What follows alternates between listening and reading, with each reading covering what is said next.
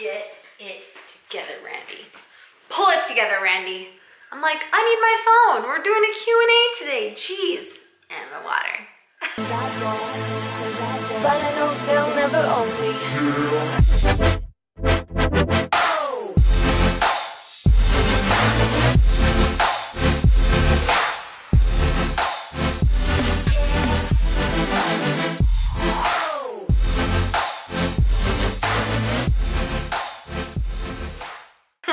What's going on, guys, and welcome to today's video.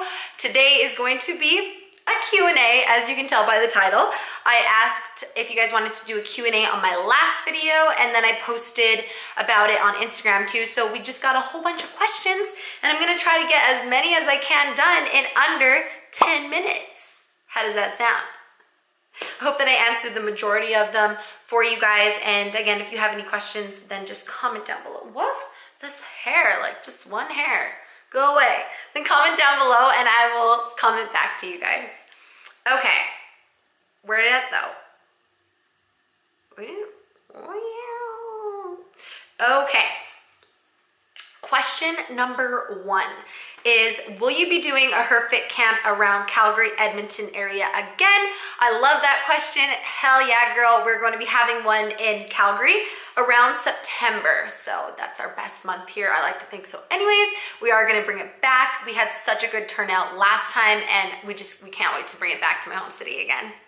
When you do cardio, do you focus more on the time or the calories burnt? When I do cardio, I used to wear a heart rate monitor, but I don't really do that anymore because I found that it was making me be more obsessed with the number, like the calories that I'm burning rather than how I feel. So I started focusing more on how I feel, just making sure that I'm actually like trying my best. When I'm sprinting, I'm doing all out, and I more so do it for the feeling. And since I do work from home though, I do kind of base it on time as well, making sure that I'm performing. Oh, I have a visitor.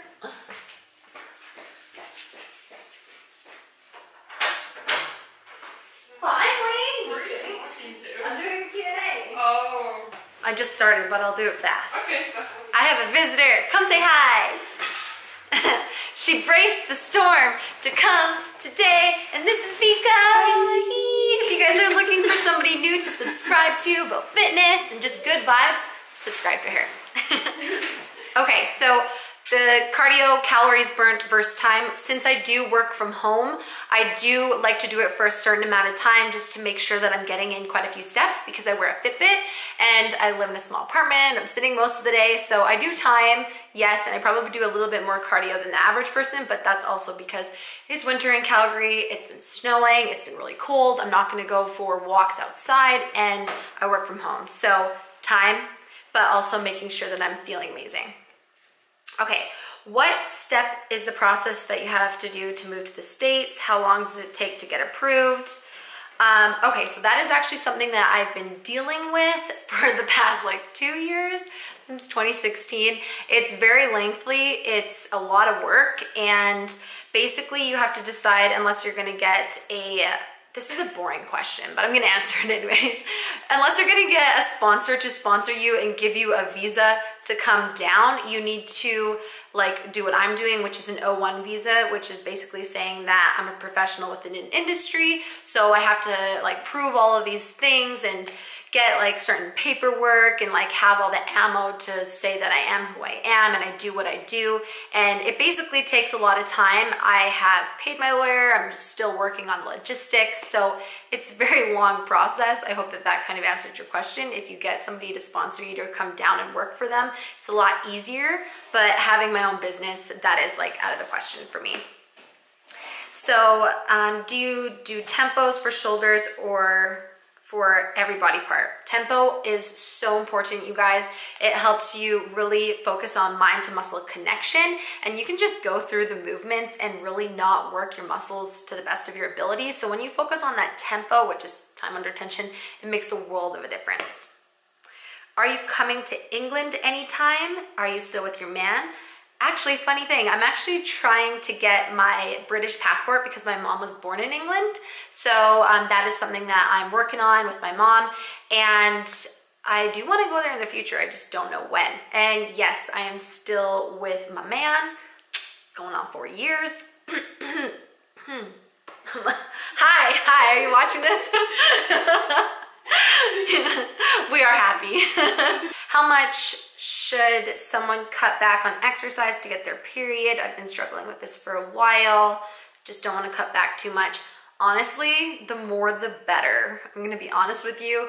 Your body doesn't know good stress from bad stress, and any stress is affecting you and your hormones right now. So I used to train 5 to 6 days a week, sometimes 7, and I had to drastically cut it back to 3 times a week, sometimes 2, over the Christmas holidays. Sometimes I only worked out once, and that really worked in my favor. So of course, like, you don't want to keep doing it because then you can be depressed and, you know, it brings on all these other things, and you love working out. But whether you're going for a walk or yoga, I did a lot of yoga and that helped me.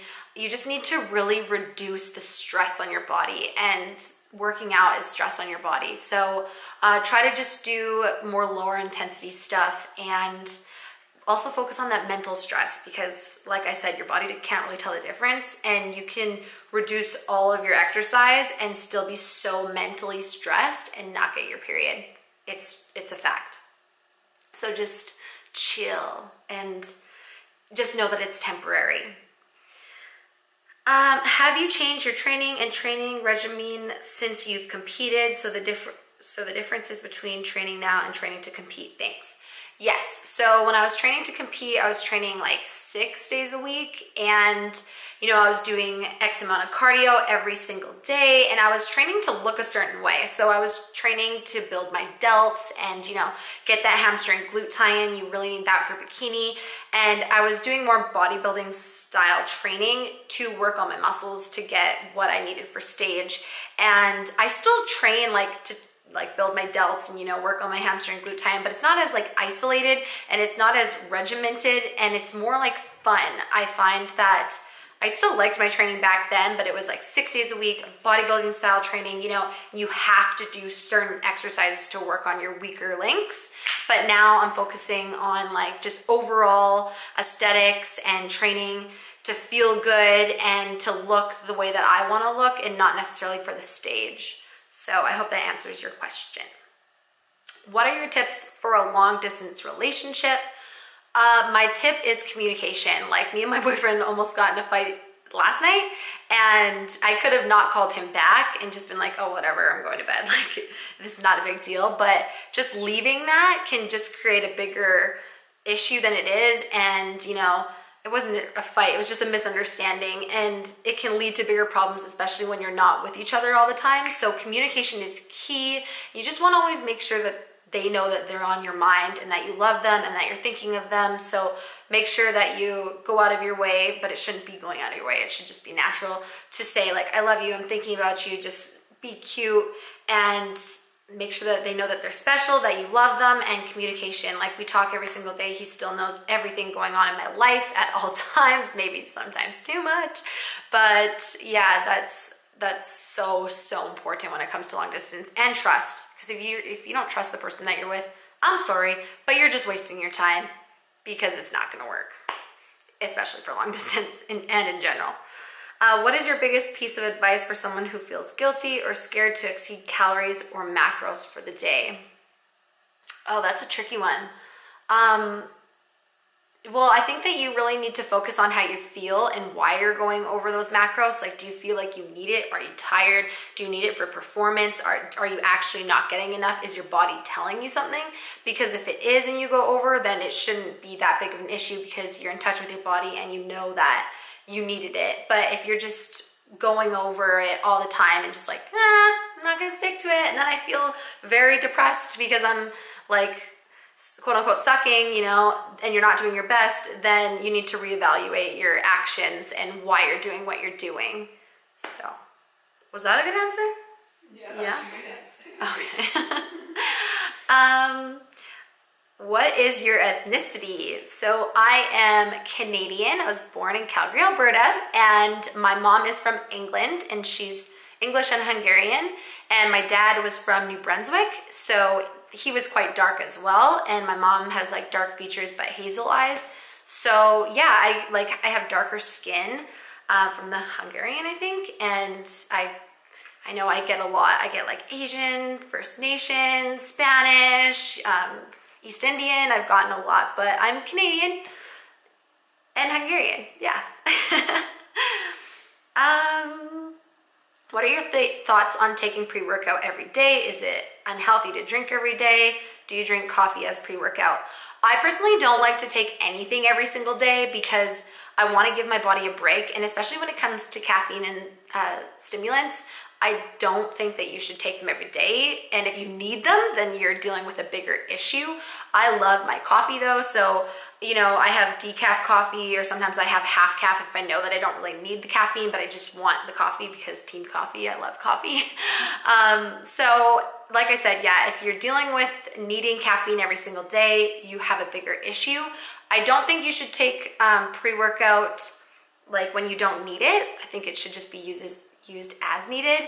And yeah, just be careful with pre-workout and stuff because it's just chemicals, you know, so you don't want to take it every single day. If you had to give one up, would you give up peanut butter or chocolate? What would you do? Peanut butter for sure. Bye. I like almond butter. I love my almond butter. Are you team almond butter too? Yeah, but I can't have it. I know. She recently found out she was allergic to like basically everything. I would definitely give up peanut butter, although I freaking loved it before. I'm onto my almond butter now, and I cannot live without my dark chocolate. My dark chocolate, like chocolate covered almonds, love. Okay, how often do you see your boyfriend? We try to, well, I want to see him as much as I can, but you know, I'm going to Vietnam, I'm traveling, and he works. So I'd say like about every 12 weeks, we need to make that happen. So yeah, that's so sad. Time goes by fast, honestly. We're both super busy. What is your favorite podcast to listen to? Okay, I'm gonna wrap this up in 2 more minutes, guys, because I don't want it to be too long. So these are all the podcasts that I have. Bucci Radio, I can't read it at the same time. So Bucci Radio, Side Hustle School, Nourishing Woman podcast, that was awesome. The one that I really listened to when I was trying to get my period back. The Gold Digger, Jenna Kutcher, she's great. Rich Bitch, she's super funny. Lewis Howes is awesome. And I recently started listening to the Highest Self podcast. She's really good. And then Earn Your Happy. So those are all the podcasts that I have. What is something you wish you would have known when you started to the journey to getting your period back? Mental stress. Chill, because it'll hold you back, and it has more of an impact than you think. So just calm. And just know that it's temporary, and the weight gain that you're gonna have to do, and like the reduce and exercise, you guys just remind yourself consistently, it's all temporary. If I live in Calgary and I come down to Edmonton, can we train together? Hell yeah, girl, why not? If I'm here, yeah, let's do it, hell yeah. I do live in Canada, and how does someone with a small social media following get their message out on YouTube and Instagram?